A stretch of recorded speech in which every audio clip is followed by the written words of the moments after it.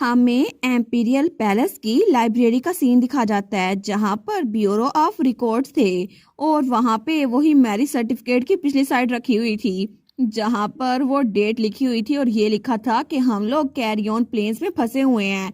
तो तब यूजीन कहता है मैरिज रिकॉर्ड, इसका मतलब है कि ये हमें ये बताने के लिए था कि हम लोग कहाँ फंसे हुए हैं, तो इसको यूज करके हम पास्ट में जा सकते हैं, है ना। तो हमारी सिलिसिया का डैड सोचता है साशा वो इस वक्त बैटल ऑफ कैरियन के अंदर फंसी हुई है। तो तब मेरी कहता है मैं तो बहुत ही जरा शौक हो गया था जब लॉर्ड रॉयन वहां पर गए, लेकिन अब इस डॉक्यूमेंट को देखने के बाद बहुत सारी चीजें मेरी समझ में आ रही हैं कि असल में उन लोग की मैरिज सर्टिफाइड की किसने थी। और ये बात तो मेरे समझ में आ ही नहीं रही थी कि लेडी सिलिसिया मैजरिन जो कि 20 साल की थी वो कभी भी हिज मैजेस्टी एम्पर से पहले मिली नहीं थी, लेकिन उनकी शादी हुई कैसे थी और उस पे उन दोनों के साइन कैसे थे। और इसके अलावा ये कि किसी को उनके बारे में पता क्यों नहीं था, लेकिन ऐसा लगता है कि हिज मैजेस्टी ने स्टार्ट में ही पास्ट में जाकर खुद ही सब में इंटरवियर किया था।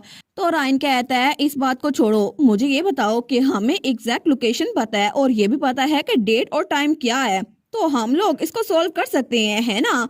और रायन ये बात प्रिंस नासिर की तरफ देख के कह रहा था, तो वो कहता है क्या असल में अगर हमें पता है बिना फिर भी हम वहाँ पे जा नहीं सकते। और तभी वहाँ पर कोई लड़की आती है, वो वही लड़की थी जो कि पिछली बार एकेडमी के फंक्शन में भी आई थी। वो कहती है मुझे लगता है कि उन दोनों का वापस आना बिल्कुल इम्पॉसिबल है। तो उसकी बात सुनकर सारी शौक हो गए थे। वो कहते हैं क्या इसका मतलब है वो दोनों प्रेजेंट में वापस नहीं आ सकते। तो यूजीन कहता है लेकिन एक मिनट, कहीं आप लेडी नेतली तो नहीं है जो कि इन्हीं के एम्पायर से हैं। तो प्रिंस नासिर कहता है जी बिल्कुल, ये हमारे एम्पायर की सबसे ज्यादा हाईएस्ट स्कॉलर मेज हैं और इनको मैजिक के बारे में बहुत कुछ पता है। और मुझे तो ये फैजा में बाय लक ही मिल गई, इसी वजह से मैंने इनसे कहा हमारे साथ कोऑपरेट करें। तो तब हमारी सिलिसिया का डैड कहता है मैं समझ सकता हूँ आप हमारी हेल्प कर सकती हैं, लेकिन फैजा के लोगों को मैजिक के बारे में कुछ नहीं पता, तो क्या आप हमें थोड़ा एक्सप्लेन करके बताएंगी। वो कहती है जी मैं बता सकती हूँ। सबसे पहले मुझे एक्सप्लेन करने दे कि हमारे एम्पायर में टाइम ट्रैवल फॉरबिडन क्यों किया गया था। इसकी सबसे बड़ी वजह है कि टाइम ट्रैवल के लिए बहुत ज्यादा मैर उसका अमाउंट चाहिए होता है और इस बड़े सारे अमाउंट के लिए भी हम लंबी डिस्टेंस कवर नहीं कर सकते। ये फैक्ट कि वो लोग 10 साल पीछे चले गए हैं, ये बात तो अभी सेंस बना ही नहीं रही और उनका मैर तो बिल्कुल आउट ऑफ कंट्रोल हो गया था ना, इसी वजह से वो लोग टाइम ट्रेवल कर गए हैं। लेकिन जहां तक मेरा अंदाजा है ना, ये जिंदगी और मौत की सिचुएशन थी, इसी वजह से वो लोग 10 साल पीछे चले गए हैं। यूजली कुछ घंटे पीछे जाना वो भी मैक्सिमम होता है, हालांकि ट्रेवल इतना दूर कर नहीं सकते। तो सलीसा का डैड कहता है सिर्फ कुछ घंटे। वो कहती है जी बिल्कुल, टाइम ट्रेवल के लिए मैथ की कॉम्प्लेक्स कैलकुलेशन चाहिए होती है और ये कैलकुलेशन आपके सामने है, मैंने आपके सामने फॉर्मूला लिख दिया है और इसमें अगर हम डिस्प्लेसमेंट 1 सेकंड की रखें ना तो इसको कैलकुलेट करना इजी होगा, लेकिन अगर हम 10 सालों का कैलकुलेट करें तो मुझे लगता है वो इम्पॉसिबल होगा और इतना मैर तो किसी के पास भी नहीं है। पूरे एम्पायर के हर एक इंसान का मिलाकर भी इतना मैर किसी के पास नहीं है। और अगर इस फार्मूला में थोड़ी सी भी गड़बड़ हुई ना तो क्या पता टाइम में क्रैक आ जाए और फिर हम लोग भी जिंदा ना बचे। तो तब मेरी कहता है क्या उन दोनों को बचाने का कोई भी तरीका नहीं है। वो कहती है मुझे लगता है ऐसा ही है, लेकिन तभी वहां पर कोई और भी आ रहा था। वो कहता है एक्सक्यूज मी। तो लेडी नदीन कहती है क्या एम्बर। तो वहां पर एम्बर थी, नॉर्दर्न क्लब ग्रुप की प्रेसिडेंट।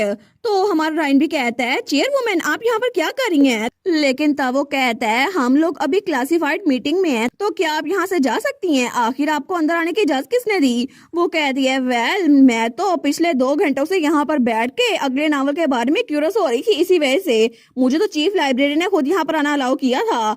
लेकिन मोर इम्पोर्टेंटली आप लोग टाइम ट्रेवल की बात कर रहे हैं ना, तो मुझे लगता है कि इस फार्मूले में 10 साल की कैलकुलेशन मैं कर सकती हूँ। नदीन कहती है क्या सच में आप कर सकती हैं। वो कहती है बिल्कुल, 1 साल के अंदर जितने सेकंड होते हैं ना, अगर हम उन सेकंड्स को मिनट्स के साथ मल्टीप्लाई करें और फिर इक्वेशन में पुट करें तो मैं इसको सॉल्व कर सकती हूँ। मुझे लगता है इसको हल करना मेरे बाएं हाथ का खेल होगा। तो मीठी कहता है सच में, लेकिन आपको इतना सब कुछ कैसे पता। वो कहती है वेल मुझे एम्पीरियल मैथमेटिक्स अवार्ड मिल चुका है और मैं तो नॉर्दर्न क्लब में सिर्फ अपनी हॉबी की वजह से हूँ। असल में तो ये जितना मर्जी कॉम्प्लिकेटेड हो, ये क्वेश्चन हल करना मेरे लिए बिल्कुल ईजी है। तो रायन कहता है, प्रिंस नासिर, अगर फार्मूला सोल्व हो जाए तो क्या हम इसको अटेम्प्ट कर सकते हैं? वो कहता है, मुझे पता है हम इसको कर सकते हैं, लेकिन मेयर का अमाउंट वो तो पीछे रहेगा ना, किसी के पास इतना मेयर नहीं है। लेकिन तभी यूजीन अपना हाथ खड़े करते हुए कहता है, वेल मुझे लगता है मेयर भी एक टाइप का मैजिक है ना, और पर्सनली मेरे पास एक ऐसी डिवाइस है जिसमें मैजिक कॉन्सेंट्रेट कर सकती हैं और उसका इफेक्ट 100 गुना तक बढ़ाया जा सकता है। तो बाकी सारे बिल्कुल हैरान हो गए थे। वो कहते हैं, सच में ऐसी कोई चीज एग्जिस्ट करती भी है? तो हमारा यूजीन सोचता है, वो तो मैंने एम्पर को मारने के लिए तैयार किया था ना, लेकिन मुझे क्या पता था कि अभी काम आ जाएगा, और उस बेचारे को तो बड़े पसीने आ रहे थे। लेकिन नदीन कहती है, गुड, फिर तो अच्छा हो गया, हम इसको कोऑर्डिनेट को ठीक करते हैं, आप लोग एनर्जी का सोर्स ढूंढे और फार्मूला आप इसको हल करें। और सब लोग काम पे लग गए थे, हर कोई अपने अपने तौर पे काम किए जा रहा था, और वहां पे एम्बर फार्मूला को हल करने में लगी हुई थी। लेकिन तब पास्ट में हमें फिर से हमारे एम्पर और एम्प्रेस दिखा जाते हैं। तो एम्पर कहता है, मैंने उन दोनों को भेज तो दिया है, इसका मतलब है कि ये सक्सेसफुल होगा, हमें बस यहाँ पे वेट करना होगा, वो लोग कोई ना कोई तरीका ढूंढ लेंगे। लेकिन हमारी हीरोइन वो उसकी बात का जवाब नहीं देती और तब वहां से आगे बढ़ने लगती है। तो एम्पर कहता है, क्या सिलीसिया, आखिर तुम अचानक से कहां पर जा रही हो? तो सिलीसिया कहती है, एनिमी टेरिटरी में। वो कहता है, क्या, लेकिन क्यों, वहां पर तो जंग चल रही है ना। तो हमारी हीरोइन कहती है, the great battle of carrion वो आज ही होगी, है ना, और हिज मैजेस्टी ने अभी तक गेट ऑफ अर्थ ओपन नहीं किया होगा, तो इसका मतलब है आपको बचाया जा सकता है। योर मैजेस्टी, आपका लाइफ स्पैन इशू वो अभी हल हो सकता है ना। लेकिन तभी एम्पर उसका हाथ पकड़ लेता है। वो कहता है, एक मिनट रुको तो सही, मुझे नहीं पता कि तुम क्या करने की कोशिश कर रही हो, लेकिन अगर तुमने ऐसे ही पास्ट को चेंज किया ना तो फ्यूचर भी बदल जाएगा, और मैंने ये डिसीजन 10 साल पहले लिया था, मुझे इसको चेंज नहीं करना।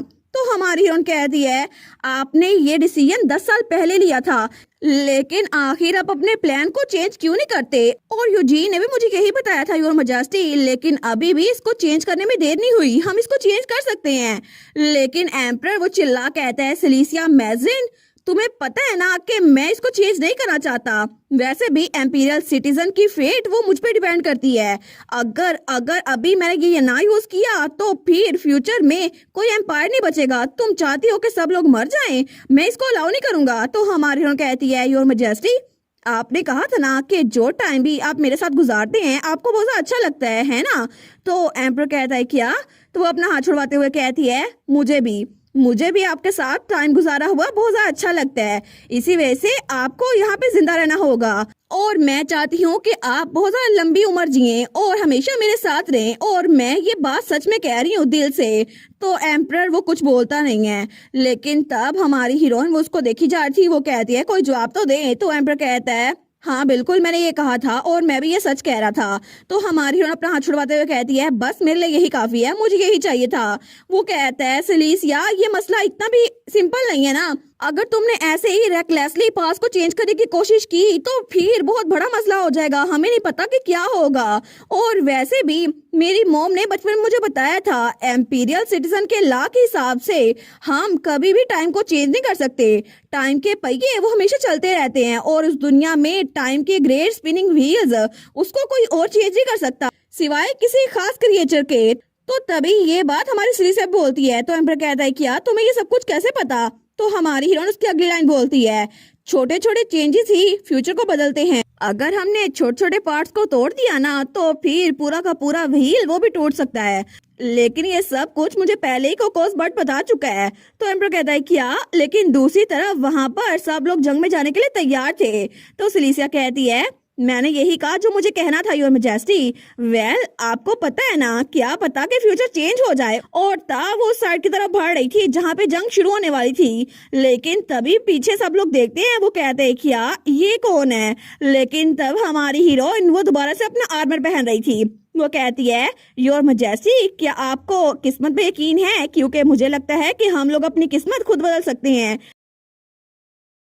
और इसी के साथ ये वाला पार्ट यहीं पर ख़त्म। तो आप लोग बताइएगा आप लोग को ये पार्ट कैसा लगा, और वीडियो को लाइक और चैनल को सब्सक्राइब लाजमी कीजिएगा। बाकी वीडियोस का लिंक भी स्क्रीन पर नज़र आ रहा होगा, तो काइंडली उनको भी चेकआउट कर लें। और thank you so much for watching my videos. Stay safe, bye bye.